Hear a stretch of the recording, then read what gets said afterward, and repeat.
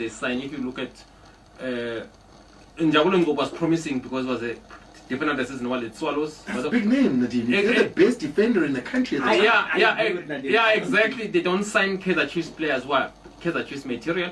Njabulo Ngcobo one was argued that if you look at, yes, was the defender of the season, maybe played well, but was he seriously the best defender in South Africa? Never. He was never the number one. Where we can say Njabulo Ngcobo is the best defender in South Africa. He's ahead of Grant Kekana, he's ahead of all the kind of players who were there. So I don't feel that, yes, was the defender of the season, of which was given.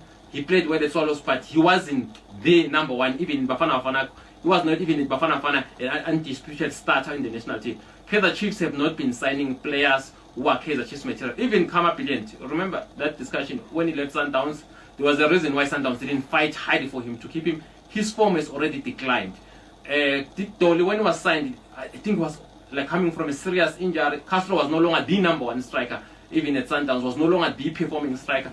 Kaizer Chiefs have not bought the elite players. Now, I'm going to say Bongansem is not performing. They've signed the same. If you look at the kind of signings they are signing, there's no one that convinced you that he's going there as an elite player. Who's the last?